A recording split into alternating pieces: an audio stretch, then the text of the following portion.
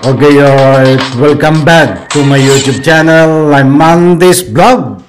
Nako, matindi, mainit na naman mga kaibigan na may kasamang good news. Itong pagtatalakayo natin tungkol dito sa tago ng tago diyan sa bansang Timor-Leste, Arnie Tevez, na tinuturong utak di umano sa pagpaslang dito sa dating gobernador ng Negros na si Ruel Digamo. Alam nyo mga kaibigan, kumpirmado, nagsanib versa, DFA, NBI, DOJ, at nang sa ganun po, tuluyan ng maaresto itong si Arnie Tevez na nagtatago diyan sa bansang Timor-Leste. Mga kaibigan, matindi ito. Talagang umaatikabo na ika nga po'y pagsanib versa na inutos po ng korte. At siyempre, itong kanyang pasaporte, mga kaibigan, ay tuluyan ng kinansel. Yan po at marami pang iba ang ating tatalakayin. Kung bago pa lang po kayo sa aking maliit pa na YouTube channel, inaanyayahan ko po kayo. Please subscribe. Sabay-sabay po nating i-like ang video na ito kung nagustuhan nyo po. Ako'y muling nakikiusap mga kaibigan, kung pwede lang, patapusin po nating panoorin ang kabuuan ng vlog na ito. At nang sa ganon, lubos po nating maunawan. Eto na, samahan nyo po akong panoorin pagkatapos nating mapanood. Magbibigay po tayo ng kaunting komentaryo, public opinion na naayon po sa gulong ng video. Samahan nyo po akong panoorin.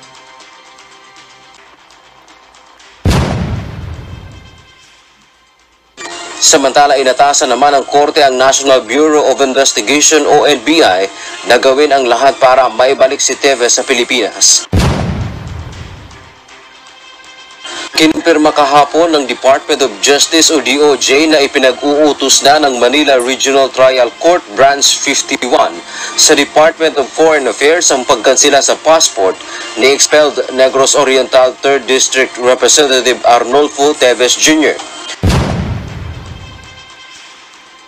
Sa gitna ito ng mga kasong murder na isinampa laban sa napatalsik na kongresista kaugnay ng pagkamatay ni Negros Oriental Governor Ruel Digamo at iba pa noong nakaraang taon at ng pagdeklara sa kanya ng pamahalaan bilang terorista. Ngunit binigyang diin ng kanyang abogadong si Attorney Ferdinand Topacio na hindi pa pinal ang ipinag-utos na kanselasyon ng pasaporte ng kanyang kliyente habang humahanap na sila ng mga legal na paraan para mabaliktad ang inilabas na desisyon ng korte. Kinwestiyon naman ito ang pahayag ni Justice Secretary Crispin Boyeng Rimulya na tila nagsasabing convicted na si Tevez.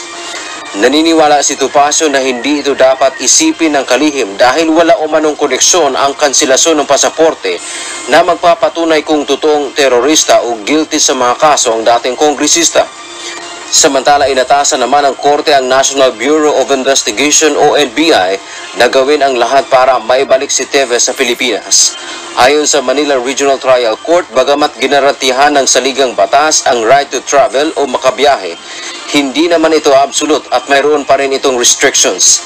Binigyang diin ng korte ang tindi ng mga kasong murder na isinampa kay Tevez at ang pagdeklara sa kanya ng gobyerno bilang terorista para pagbigyan ang hiling na kansilahin ang pasaporte ng dating mambabatas.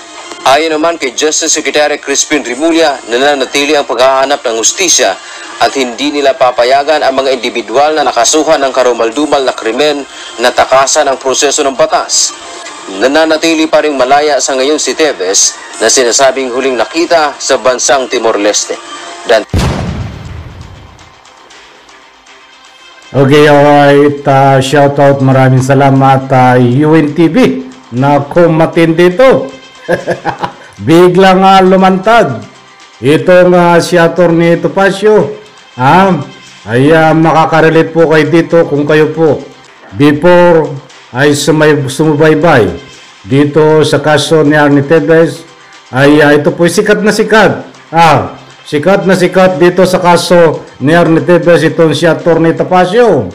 Shoutout sa iyo, Atty. Topacio. Kumusta na po? Parang namimilog ka na naman.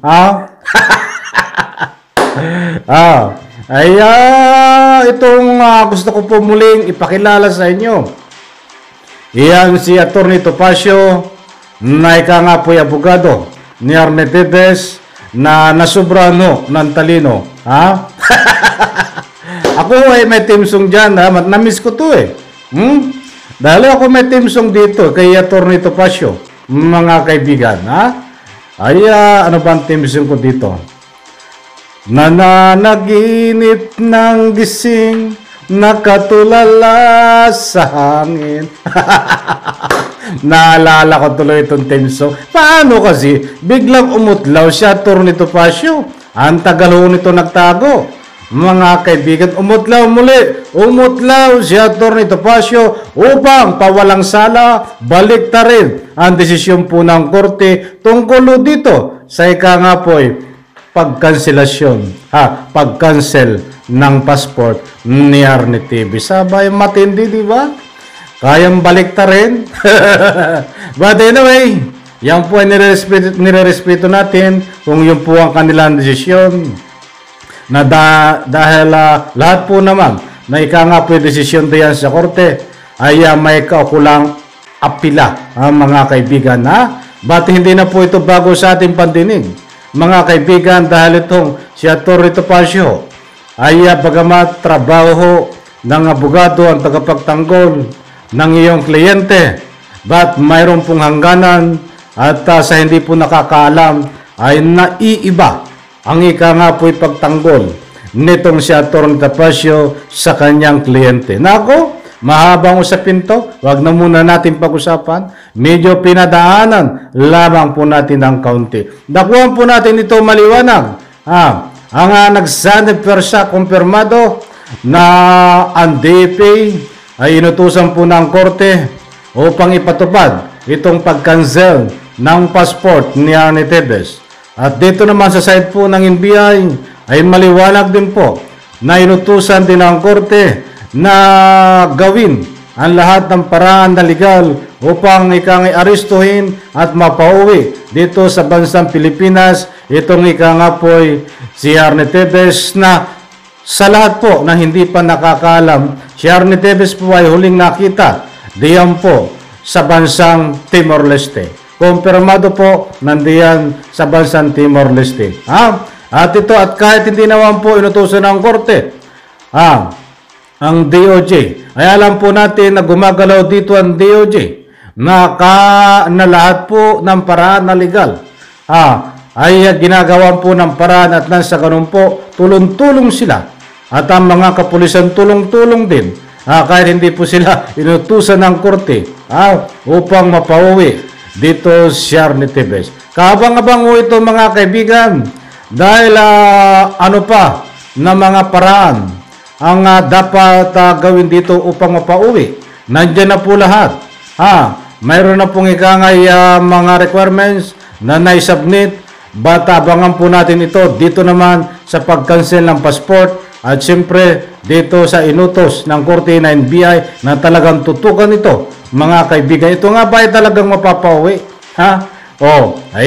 Umasa po tayo dahil gumagalaw naman po ang ika nga po ay mga kinaukulan, datapwat mayroong mga hadlang na dumadaan, I'm sure, sa legal na proseso, kaya siguro natatagalan.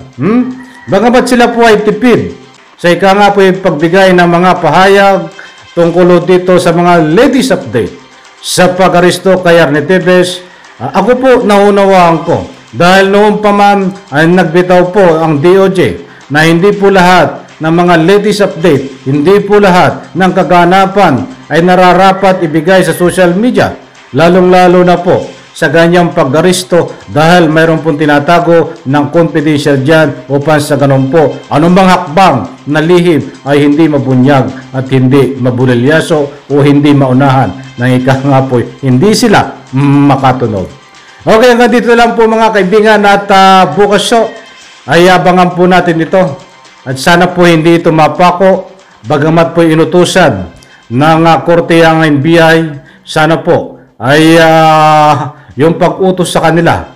Ngayong araw na ito, sana po ay gumalaw naman sila, mga kaibigan. At abangan po natin ito, kung anong mga galawan na mangyayari dito, At marami po ang naghihintay at inaasahan po, lalong-lalo na itong pamilya ni Mayor Janice Tigamo na inip na rin po dito ho sa resulta kung ito nga ba ay tuluyan ng maaaresto.